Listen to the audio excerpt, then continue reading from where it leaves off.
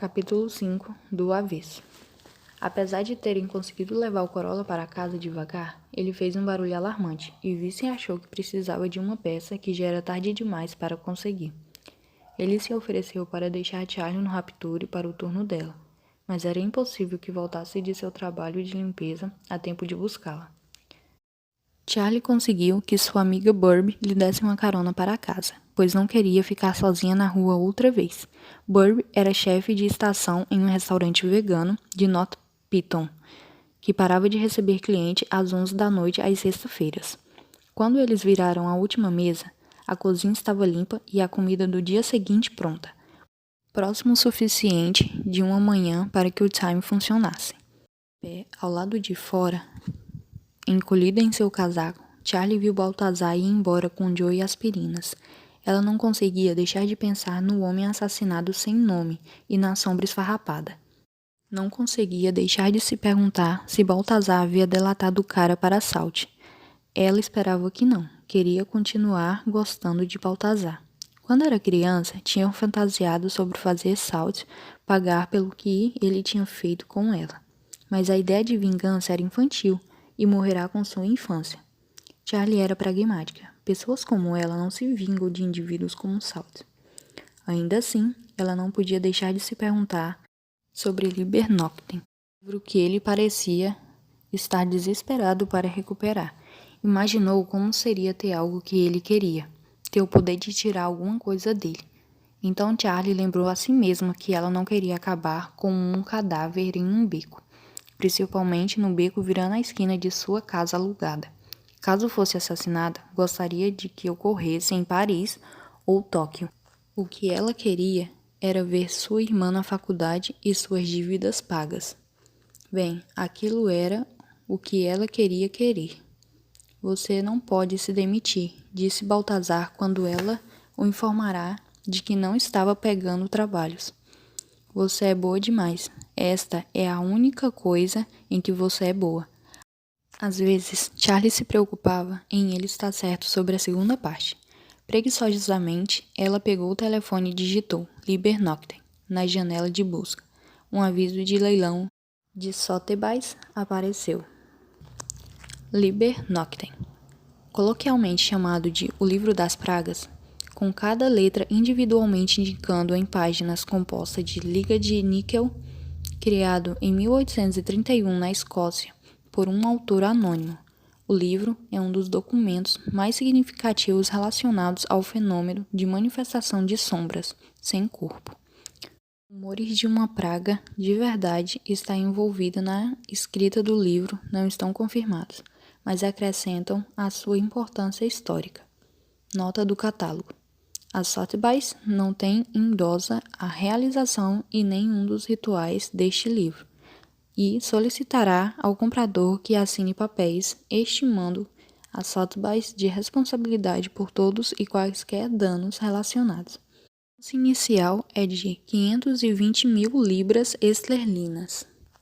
A foto que acompanhava era de um livro prateado com feixes elaborados, como uma Bíblia antiga. Não era exatamente uma coisa fácil de esconder.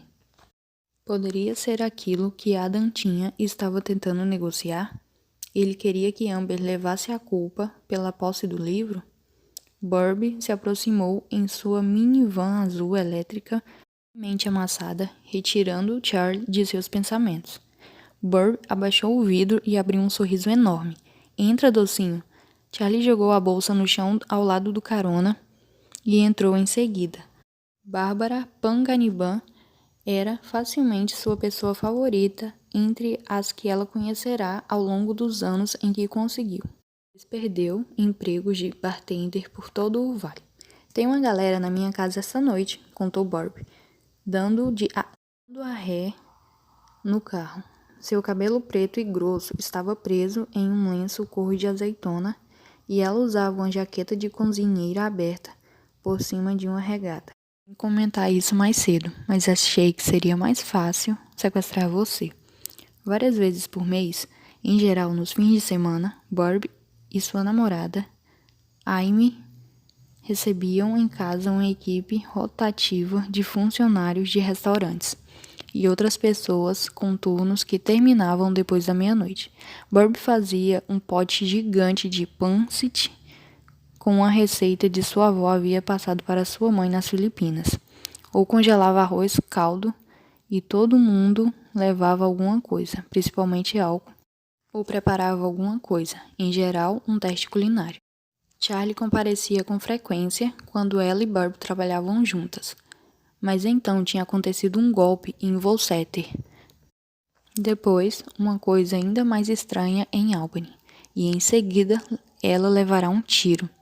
Na época em que havia conhecido Vince, sua frequência tinha se tornado irregular. Ainda assim, Charlie deveria ter pensado em checar o Slack, onde as datas eram postadas. Se tivesse, não teria sido pega de surpresa. Ah, vamos, convidou Bob. A Aimee está com saudades. Aquilo parecia improvável. A Aimee era cerca de 10 anos mais velha que Bob, magra e tão calada que, mesmo quando falava, era sussurrando. Charlie não sabia dizer, secretamente, a mulher gostava da energia extrovertida extrema daquelas reuniões, ou se a Aimee só amava tanto Bob que estava disposta a aturar a ideia de diversão da namorada, mas parecia um pesadelo. De qualquer forma, Charlie nunca tinha tido a impressão de que a Aimee a havia guardado muito na memória. Se não se importar de eu estar de mãos vazias, talvez fosse bom para ela sair uma noite. Se fosse para casa, só pensaria se Adam tinha o livro de Salt e se ela conseguiria pegá-lo, ou discutiria com Posey sobre conseguir DMT. O Vince pode me buscar quando sair do trabalho. Diga a ele para entrar, falou Bob. Quero conhecer esse cara misterioso. Sabe como é difícil encontrar alguém no vale com quem os amigos ainda não tenham ficado. Charlie com certeza sabia. 15 minutos depois, elas chegaram à entrada lotada de uma casa de fazenda velha à sombra do Monte Tom, que dava no meado abandonado do rio Connecticut. Era da família de Aimee e tinha sido herdada por ela após a morte de uma tia-avó. O lugar era extenso, com as últimas atualizações significativas tendo sido feita nos anos de 1950. Um fogão elétrico cor de mostarda espalhafatoso ocupava um canto da cozinha, e um tapete felpudo laranja queimado percorria todos os outros lugares, inclusive os banheiros. Elas chegaram ao som de música vindo de caixas sonos que pelo menos 3 pessoas estavam tentando controlar ao mesmo tempo. O lugar tinha cheiro de gengibre, cebola frita e pizza. A Aimee, de leg e uma regata, que mostrava tatuagens de carpas descendo pelos braços, meio escondida atrás de cabelos castanhos na altura dos quadris. Se aproximou para beijar Bob. Ela sussurrou para Charlie que as bebidas e a comida estavam na sala de jantar e que o gelo tinha acabado. Charlie agradeceu e, concluindo que não poderia seguir Bob como um patinho, atravessou a área principal em direção à bebida. Ela passou por Angel e Ian no tapete, jogando o que parecia ser xadrez com salgadinhos no lugar das peças. Ian tinha uma caneta vape pendurada no canto da boca, como se fosse um charuto antigo. Ele e Angel trabalhavam no Cósmica, um restaurante estilo diner que servia hambúrgueres de carne de búfalo e muitos drinks. Quando Ian anotou, sua boca se abriu o suficiente para a caneta vapor cair no tabuleiro e fazer com que um biscoito de queijo rolasse e batesse numa batata. Ela e Ian tiveram uma transa no fim de noite, quando nenhum dos dois estiveram tomando as melhores decisões. Charlie esperava que aquilo não tornasse a noite desconfortável. Um cara estava sentado no sofá com a cabeça enterrada em seu caderno de desenho. Ela o reconheceu como um artista de quadrinhos da internet. Havia anos que ele publicava uma história surpreendentemente explícita e externa de um rato guerreiro, mas só recentemente tinha começado a ganhar muitos leitores. Circulava um boato de que ele tinha começado a ganhar muito dinheiro. O homem, de cabelo comprido, sentado ao lado dele, devia achar que ele estava bem de vida, pois tentava convencê-lo a investir em um trailer de maconha, igual a um trailer de sorvete. mas vendendo comestíveis, baseado e cremes. O trailer circularia pelos bairros e insistiria o homem de cabelo comprido. Seria muito bom para pessoas mais velhas com problemas de mobilidade. Algumas pessoas, sentadas por perto, perguntaram se aquilo era legal. Mas o debate, acalorado de verdade, foi em torno de qual música comemorativa de maconha o trailer deveria tocar. Aquilo levou ao assunto de discutir euforia, o que vários deles tinham feito. Fui a essa alteracionista Raven, em Pittsfield, comentou o homem de cabelo comprido. E ela me deixou tão alegre que quase entrei na frente de um caminhão. Mas valeu a pena. É como aquele sentimento de quando você é criança e o verão acaba de começar, combinado com todo o otimismo do primeiro amor. Na cozinha, Dom discutia com a namorada, Erin. Eles eram um casal dramático, propenso a choros e gritos, sobre qual dos dois tinha tratado o outro mal primeiro.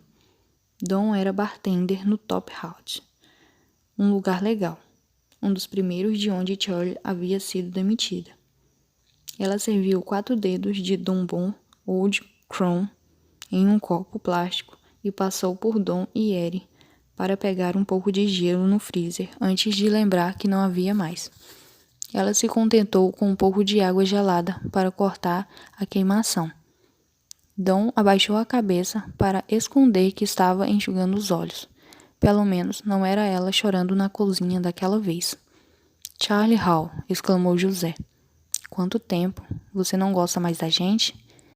Ele estava em um pequeno emaranhado com Kathleen e Suzy Lapton. Quem fez aquele comentário para Doreen sobre Charlie ser como o diabo? Tem notícias dele?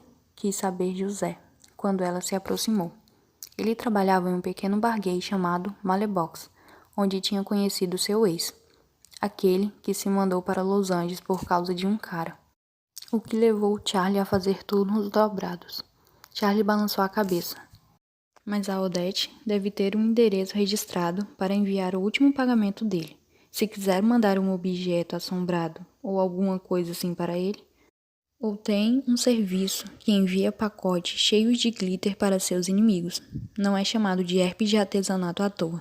José lhe deu um pequeno sorriso, mas estava visivelmente no fundo do poço. Ele provavelmente está pegando sol, feliz, comendo abacates das árvores no quintal, transando com um surfista gostoso todas as noites. Enquanto isso, eu nunca vou encontrar o amor. Já te falei, disse Kathleen. Vou te apresentar o meu primo. Não foi ele quem comeu uma mariposa morta do chão do banheiro? José ergueu as sobrancelhas. Quando era criança, não pode usar isso contra ele, reclamou Kathleen. Eu deveria simplesmente arrumar um sombrio para arrancar meus sentimentos de mim, declarou José de forma dramática. Talvez assim eu seja feliz. Não pode ser feliz sem sentimentos, contrapôs Kathleen pedante até o fim. Charlie parecia ter chegado no ponto exato da noite em que todo mundo havia bebido demais e se tornado hostil e mal-humorado. Ela virou o Old Crow. Era melhor se esforçar para não ficar para trás. Ouvi dizer que Dorian estava te procurando, informou Suzy enquanto Kathleen e José continuavam a discutir se era possível desfrutar do beijo em uma boca contaminada por uma mariposa. Suzy usava um vestido de mangas bufantes com estampas amarelas e um colar grande e grosso. Seu cabelo escuro estava preso em uma presilha de tartaruga. Ela usava o tipo de achado de brechó que custava mais do que roupas novas.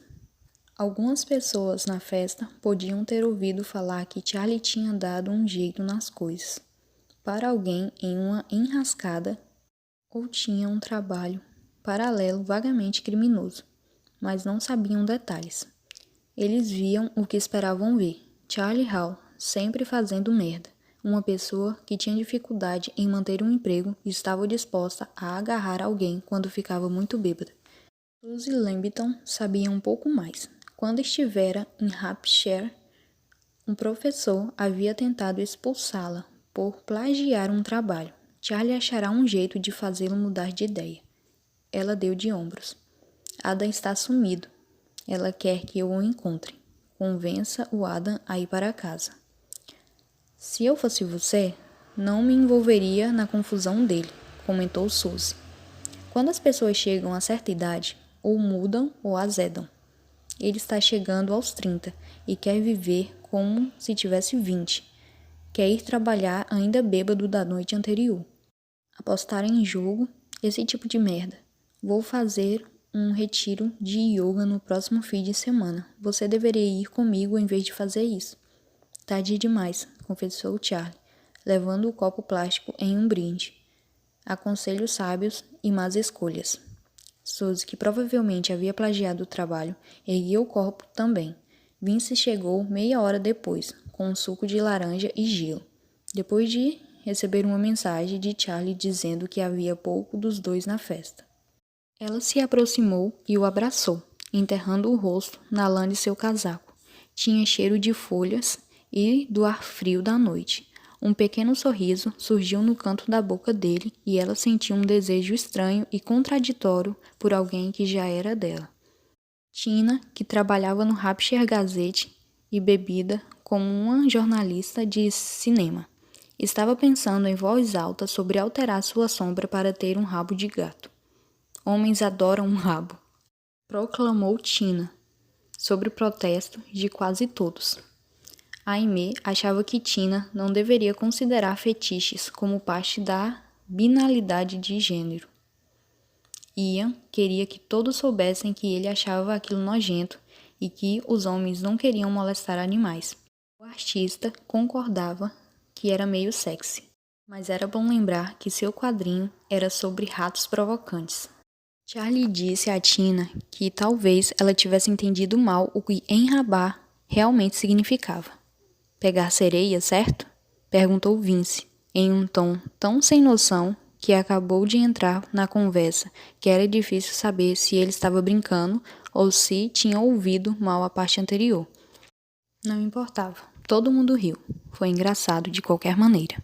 Enquanto Charlie servia mais bourbon com gelo daquela vez, ela decidiu que estava feliz por ter ido. Estava bêbado o suficiente para sentir uma afeição expansiva pelas pessoas na sala. Viu? Ele estava bem, sendo uma pessoa normal e fazendo coisas normais. Ela comeu um pedaço de queijo que Tina fazia com leite de suas cabras e que ninguém tinha coragem de dizer que tinha um gosto estranho, e sorriu sem motivo nenhum. Então ela ouviu Ian falando alto o suficiente para abafar o som das sonos. Ei, Vince, qual foi a pior coisa que você já viu nesse seu trabalho? O tom era de desafio. Vince ergueu os olhos da poltrona onde estava sentado, pego no meio de uma conversa com Suzy e José. A cadeira, notou Suzy, parecia ter sido rasgada por um gato. Pedaços de estofados estavam à mostra nos braços. Nada de bom, respondeu Vince, visivelmente tentado mudar de assunto. Sim, mas deve ter alguma coisa. Um globo ocular na pia, cabelo no teto, vai? Ian sorriu de uma forma bastante hostil. Nos é trentenha. Charlie estivera se sentindo muito bem até aquele momento. Seu atual namorado não estava de mau humor em um canto, nem dizendo algo desagradável, nem provando uma briga. De jeito que o anterior fizera. Vince estava disposto a ouvir e fazer o tipo de barulho encorajador que mantinha as pessoas falando. Um combustível para os egocêntricos. Mas por mais que os amigos dela estivera dando bem com Vince, ainda assim a noite estava prestes a ficar ruim. Ian, repreendeu Charlie, tentando fazer sua voz soar tão severa quanto a de Odette empunhando o chicote gato de 9 caudas em seu escritório nos fundos. Ele sorriu para ela e de repente Charlie teve certeza de que não se tratava de uma curiosidade desagradável. Era sobre algum sentimento estranho de Ian com relação a Charlie. Ele queria provar alguma coisa para ela ou arruinar alguma coisa para ela. Só estou fazendo uma pergunta. Conhecendo o cara, quero dizer, se você está Vince o interrompeu, afastando o corpo da cadeira. Uma vez vi uma pessoa inteiramente virada do avesso. Charlie estava acostumada com ele se curvando um pouco, tentando não ocupar muito espaço, nem ser muito intimidador. Não com os ombros para trás e com os músculos do braço tensos. Sua voz soava tão calma como sempre, mas os pelos dos braços de Alice se eriçaram. Ossos, órgãos, dedos das mãos e dos pés, tudo, como uma meia, no avesso. Mesmo? Perguntou Ian impressionado. Não, respondeu Vice impassível. As pessoas próximas riram, até Charlie riu, surpreendendo-se. Tudo bem, babaca. Não vou perguntar sobre seu trabalho estúpido. Retrucou Ian, aproximando-se. Chegando perto do rosto dele, desafiando a levar um soco. Quando Vince não reagiu, Ian lhe deu um empurrão. Vincent se deixou ser empurrado, mas havia uma satisfação mal contida em seus olhos que ela nunca tinha visto antes. Só pega o pedaço de cérebro nas paredes. Não tem muito o que contar. Por um momento, os dois homens se encararam. Um momento depois, Ian empalideceu e abaixou a cabeça. Não sabia que você seria tão chato, murmurou ele. Vincent se sentou e deu de ombros, como se nada tivesse acontecido, como se nada estivesse estado prestes a acontecer. Charlie estava indo pedir desculpas quando Suzy Lupton empoleirou no braço da cadeira de Vince. Ela tocou no ombro dele ao dizer alguma coisa. Jogou o cabelo. Riu, Vince sorriu de volta. Um de seus sorrisos verdadeiros. Charlie teve vontade repentina e quase irresistível de derrubá-lo no chão. Em vez daquilo, ela bebeu uma dose de bourbon. Você não pode fazer a Suzy pegar fogo apenas olhando assim, sabia? Comentou Burby. Ao ser pega, Charlie desviou o olhar. Eu não estava. Barbie riu. Vá até ele e diga que ele fez bem. Não é fácil deixar um carinha qualquer te ofender. Tenho certeza de que Vince está bem, respondeu Charlie, franzindo a testa um pouco. Não é normal ele se irritar. Normal era darem em cima dele. Vince, com um cabelo cor de ouro velho, era um tipo de muita gente. Charlie tinha um tipo de beleza espalhafatosa. Não havia nada de discreto em suas curvas. Não havia sutileza em seus seios. Talvez Suzy achasse que tivesse uma chance. Suzy estava fazendo mestrado em Smith. Havia rumores de que seus pais ricos haviam pagado seu aluguel. Ela conseguia fazer aquele movimento de yoga que você se apoia na cabeça. Talvez tivesse uma chance. Cruel, opinou Burby. Abandoná-lo aos lobos? Bem, apenas um lobo, mas você sabe o que quero dizer. Charlie deu de ombro. Não me culpe se você acabar com um trisal. Charlie revirou os olhos, indo para a varanda que circulava a casa. Precisava de um pouco de ar. A intensidade da raiva por Suzy a incomodava. Ela não sentia ciúmes, não daquele jeito. Não fazia sentido ansiar por alguém que já era seu.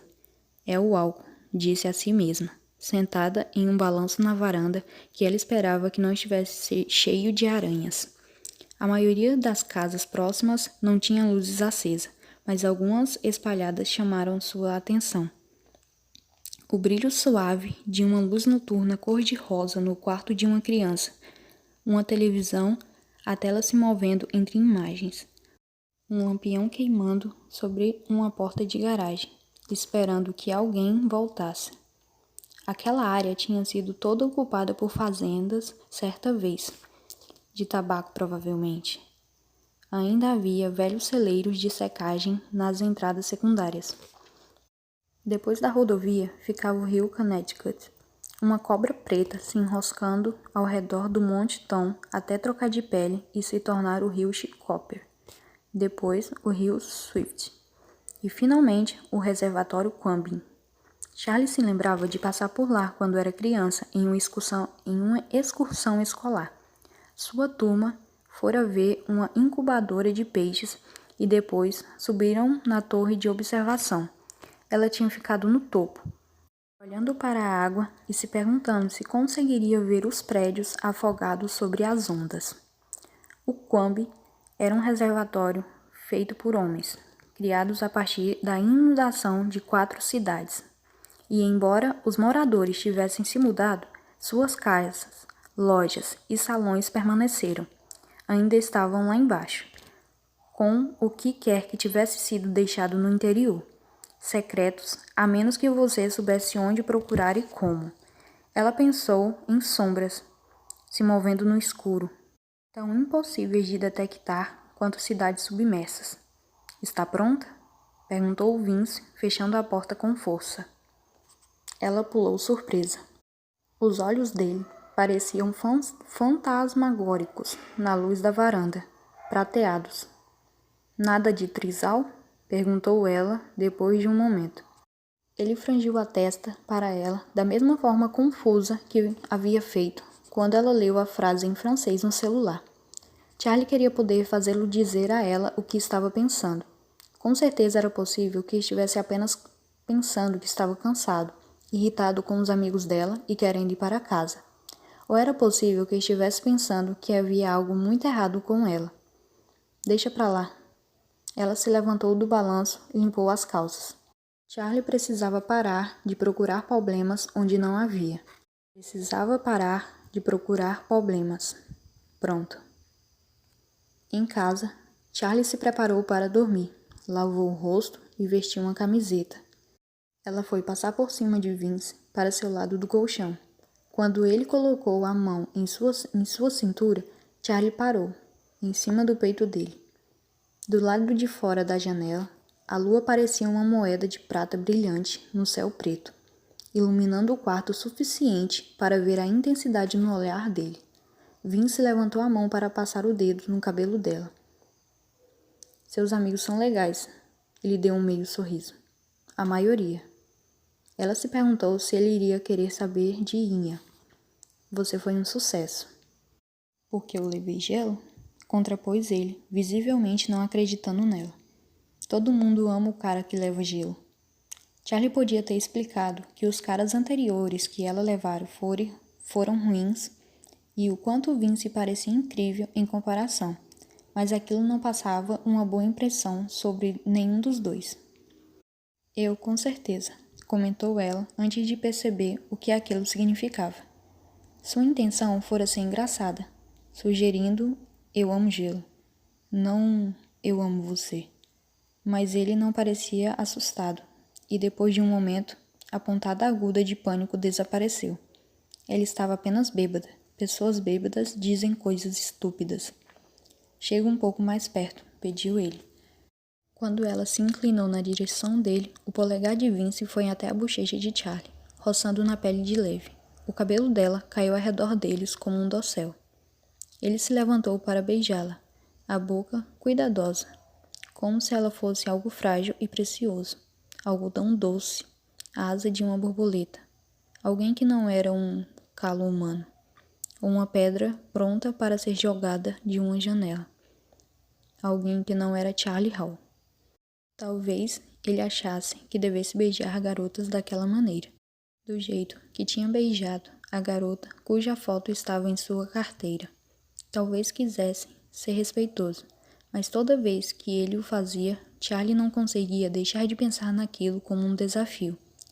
Ela abaixou os braços, colocando a mão em seu peito, os dedos deslizando sob o cós do pijama de Vince. Charlie adorava como ele perdia o fôlego, a respiração ficando irregular. Adorava o jeito que sua boca ficava mais solta e sua língua mais obscena quando ele a beijava de novo. Afastando-se, ela se contorceu para tirar a calcinha, chutando-a para o lado da cama, sem se preocupar em retirar a camisa. Então ela rastejou de volta de quatro. Ele se inclinou sobre ela, cobrindo o corpo dela com o dele.